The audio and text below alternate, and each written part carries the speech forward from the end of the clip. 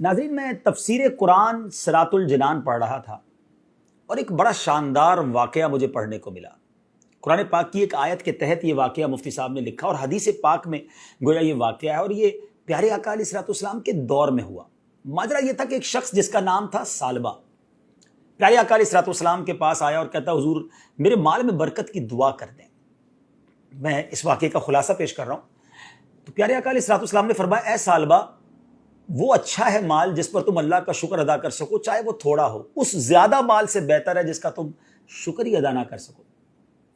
کچھ دنوں کے بعد ثعلبہ پھر آیا، کہتا، حضور میرے مال میں برکت کی دعا کر دیں۔ پیارے آقا علیہ الصلوۃ والسلام نے دعا کر دی۔ اب نبی پاک دعا کریں تو قبول تو ہونی تھی۔ اس کی بکریاں ملٹی پلائی ہونے لگ گئیں۔ اب اتنی بکریاں ہو گئی کہ مدینہ منورہ میں جگہ ہی نہ بچی جہاں وہ اپنی بکریاں رکھ سکتا۔ وہ اپنی بکریوں کو لے کر شہر سے باہر جنگل میں چلا گیا۔ اچھا، مال تو بڑھ گیا، مگر پہلی محرومی اس کو یہ ملی کہ وہ نماز میں نہیں آتا، جماعت میں اور جمعے کی نماز میں بھی نہیں آ سکتا تھا۔ نبی پاک علیہ الصلوۃ والسلام نے پوچھا، ثعلبہ کا کیا حال ہے؟ صحابہ کرام نے کہا، حضور بہت پیسے ہو گئے، بڑا مال ہو گیا، اتنی بکریاں ہو گئی کہ اب مدینے میں جگہ ہی نہیں رکھنے کی۔ نبی پاک علیہ الصلوۃ والسلام نے فرمایا، ثعلبہ پر افسوس ہے۔ اب نبی پاک نے یہ فرمایا تو دیر از سم تھنگ رانگ۔ اب کیا ہوا؟ اتنی بکریاں بڑھ گئیں کہ اب جنگل میں بھی جگہ نہ بچی۔ پیارے آقا علیہ الصلوۃ والسلام نے صحابہ کرام کو آرڈر دیا کہ جاؤ اور لوگوں سے زکوٰۃ وصول کرو۔ صحابہ کرام زکوٰۃ لیتے لیتے ثعلبہ کے پاس پہنچے اور کہا کہ تم نے بھی زکوٰۃ دینی ہے۔ جب اس نے کیلکولیٹ کیا تو زکوٰۃ میں تو بہت ساری بکریاں دینی پڑ جاتی۔ کہتے مجھے تو یہ ٹیکس معلوم ہو رہا ہے، میں بعد میں بتاؤں گا۔ صحابہ کرام جب ریٹرن بیک ہوئے نبی پاک علیہ الصلوۃ والسلام کی بارگاہ میں، اس سے پہلے کہ وہ بتاتے کہ ثعلبہ نے کیا کہا، نبی پاک نے 2 ٹائمز، جی ہاں 2 بار فرمایا، ثعلبہ پر افسوس ہے۔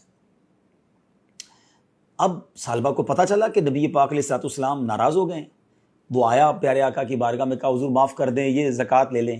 مگر اس کے آنے سے پہلے قرآن پاک کی ایک آیت نازل ہو چکی تھی، اور ان میں کچھ وہ ہیں جنہوں نے اللہ سے عہد کیا ہوا ہے کہ اگر اللہ ہمیں اپنے فضل سے دے گا تو ہم ضرور صدقہ دیں گے اور ہم ضرور صالحین میں سے ہو جائیں گے۔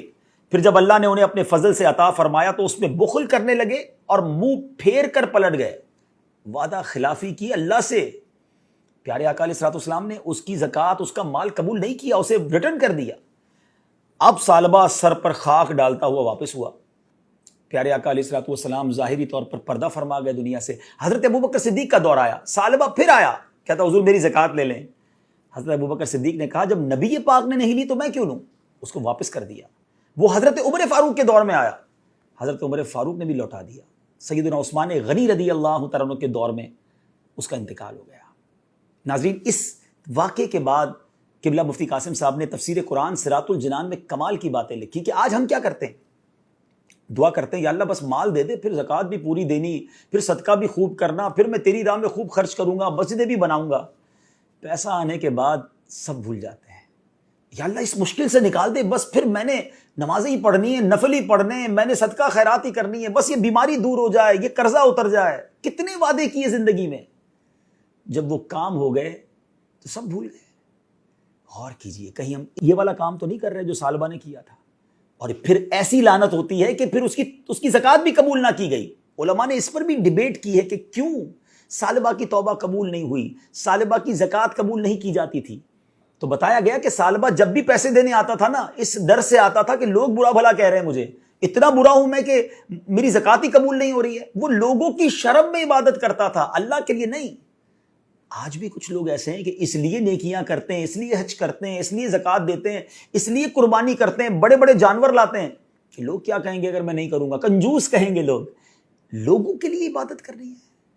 پلیز سوچئے گا، اللہ کے لیے عبادت کریں اور اللہ سے جو وعدہ کریں اسے پورا کریں۔ ہمیں رب نے بہت کچھ دیا ہے، جو دیا ہے نبی پاک کا وہ جملہ یاد رکھیے گا کہ وہ تھوڑا اچھا ہے جس کا تم شکر ادا کر سکو، اس زیادہ سے جس کا شکر بھی ادا نہ کر سکو۔